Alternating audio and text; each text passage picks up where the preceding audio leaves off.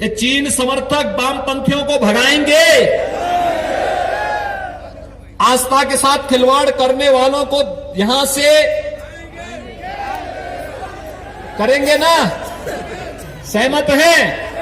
ठियोग में कमल खिलेगा ना? सहमत है?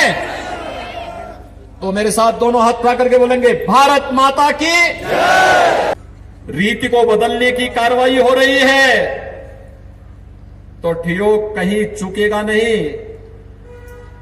अपना चूक निशाना मारेगा और कमल का फूल खिलाने का काम यहां पर करेगा। ठियोग से पिछली बार एक ठेठ कम्युनिस्ट व्यक्ति चुनाव जीत के गया तो मैं माथा पकड़ के रह गया कि देवभूमि में कहां से इस प्रकार के कालनेमी आ जाते हैं। भूषण ज्वेलर्स, अनमोल रिश्तों के लिए। और उपस्थित सभी भाइयों बहनों, देवभूमि को कोटि कोटि नमन करता हूं और आप सबका अभिनंदन करता हूं। इतनी देर से आप सब यहां पर उपस्थित हैं। मैं लगभग 1 घंटे पहले यहां से भ्रमण करते हुए निकला हूं और तब भी आपका उत्साह इसी रूप में दिखाई दे रहा था। और भाइयों बहनों, जब मैं यहां पर आया हूं तब भी आपका उत्साह इसी रूप में देखने को मिला है। मैं विश्वास के साथ कह सकता हूं कि भारतीय जनता पार्टी इस बार हिमाचल प्रदेश में चमत्कार करेगी और ठियोग विधानसभा क्षेत्र में भी कमल एक बार फिर से खिलेगा, इसमें अब कोई संदेह नहीं रह गया है। और मुझे आश्चर्य होता है, देवभूमि से जब ठियोग से पिछली बार एक ठेठ कम्युनिस्ट व्यक्ति चुनाव जीत के गया तो मैं माथा पकड़ के रह गया कि देवभूमि में कहां से इस प्रकार के कालनेमी आ जाते हैं।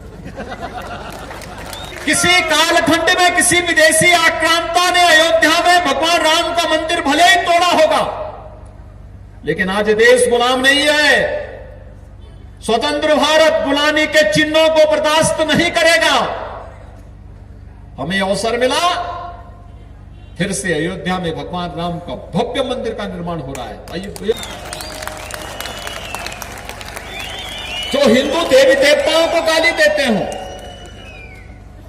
पूजा पद्धति को नकारते हो, आस्था के साथ खिलवाड़ करते हो, ये देश तो आस्था का देश है। यहां का व्यक्ति भूखों रह सकता है, यहां का व्यक्ति अपनी सुविधाओं को तिलांजलि दे सकता है, लेकिन अगर कोई उसकी आस्था के साथ खिलवाड़ करता है तो उससे 2-2 हाथ करने में भी कोई कोताही नहीं बरतता है। याद करिए, इस देश का प्रथम स्वतंत्र समर क्यों लड़ा गया था? क्योंकि ब्रिटिशर जब तक एक व्यापारी के रूप में शासन करते रहे तब तक भारत की जनता चुपचाप सहन करती रही, लेकिन जब उन्होंने गाय और सूअर की चर्बी के बने हुए कारतूस भारत के जवानों को दिए तो उन्होंने इस कारतूस चलाने से इनकार कर दिया और जो बंदूक की नोक पहले जनता पर चढ़ती थी वही बंदूक ब्रिटिशर पर वापस तन गई थी। किसी कालखंड में किसी विदेशी आक्रांता ने अयोध्या में भगवान राम का मंदिर भले ही तोड़ा होगा, लेकिन आज देश गुलाम नहीं है। स्वतंत्र भारत गुलामी के चिन्हों को बर्दाश्त नहीं करेगा। हमें अवसर मिला, फिर से अयोध्या में भगवान राम का भव्य मंदिर का निर्माण हो रहा है। भाइयों बहनों, दुनिया का सबसे बड़ा मंदिर बन रहा है, सबसे भव्य मंदिर बन रहा है। 55% काम पूरा हो चुका है और अगले वर्ष के अंत तक जब रामलला का विराजमान भगवान राम के भव्य मंदिर में होगा, पूरा भारत राष्ट्र की गौरव मंदिर की अनुभूति करके अपने आप को गौरवान्वित महसूस करेगा। ये राष्ट्र मंदिर है, भारत की भावनाओं का मंदिर होगा। और इसीलिए मुझे ताज्जुब हुआ था और भाइयों बहनों, मैं इसीलिए विशेष रूप से ठियोग में आया हूं कि हो सकता है किन्हीं कारणों से पिछली बार चूक हुई हो, लेकिन इस बार जब एक एक रीति को बदलने की कार्रवाई हो रही है तो ठियोग कहीं चूकेगा नहीं, अपना अचूक निशाना मारेगा और कमल का फूल खिलाने का काम यहां पर करेगा। अकेला व्यक्ति क्या कर पाएगा? एक चना कुछ कर पाएगा क्या? कुछ नहीं कर पाएगा। निर्दल का कोई मतलब नहीं। और रही कांग्रेस की बात, तो भाइयों बहनों आप जानते हैं, कांग्रेस होती तो क्या कश्मीर से धारा 370 हट पाती? कांग्रेस रहती तो क्या अयोध्या में राम मंदिर का निर्माण हो पाता? कांग्रेस रहती तो क्या कोरोना कालखंड में फ्री में टेस्ट, फ्री में उपचार की व्यवस्था हो पाती? और ये फ्री में वैक्सीन की व्यवस्था हो पाती? भाइयों बहनों, जब ये लोग कुछ कर ही नहीं सकते तो इनको वोट देके अपना वोट खराब क्यों हम करना चाहते हैं? क्यों करना चाहते हैं? उत्तर प्रदेश की आबादी है 25 करोड़ और 25 करोड़ की आबादी में 403 विधानसभा सीट है और 403 में उत्तर प्रदेश की जनता ने कांग्रेस को कितनी सीट दी है? 2।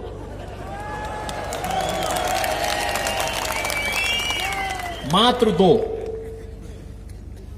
राम नाम सत्य के लिए भी 4 लोग चाहिए होते हैं। उत्तर प्रदेश की जनता उसे इस लायक भी नहीं समझती कि अंतिम यात्रा को पूरा कर सके। और इसलिए भाइयों बहनों, मेरी आप सबसे अपील होगी कि विकसित भारत की परिकल्पना को साकार करने के लिए विकास की योजना का लाभ बिना भेदभाव के हर गांव, हर गरीब, हर किसान, हर नौजवान, हर माता बहन तक पहुंचाने के लिए, हर व्यापारी तक पहुंचाने के लिए, देश की सुरक्षा को सुदृढ़ करने के लिए और वैश्विक मंच पर भारत की प्रतिष्ठा बढ़ाने के लिए, भारत की आस्था का सम्मान करने के लिए, माफिया राज को सदैव के लिए समाप्त करने के लिए भारतीय जनता पार्टी आवश्यक है। डबल इंजन की सरकार आवश्यक है और इसके लिए आप सबका आह्वान करने के लिए मैं आपके बीच में आया हूं। ठियोग से भारतीय जनता पार्टी ने अजय श्याम जैसा कार्यकर्ता को आपके बीच में प्रत्याशी बनाकर के उतारा। भाइयों बहनों, बहुत कठिन होता है कोई व्यक्ति नामांकन के बाद मात्र 14 दिन के अंदर घर घर जाकर के अपने लिए समर्थन जुटा सके।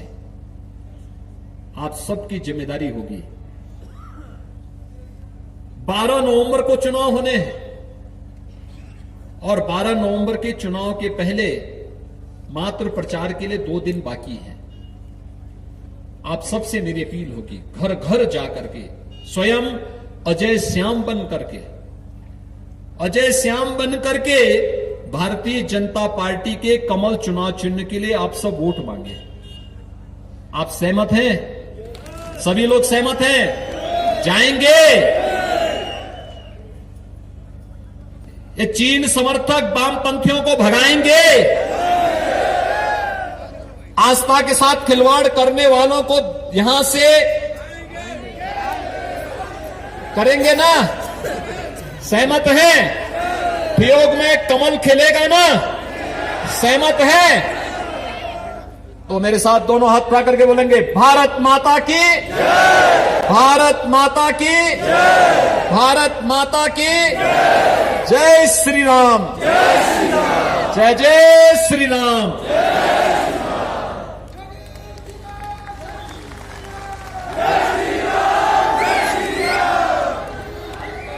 बाइट लाने शुरू कर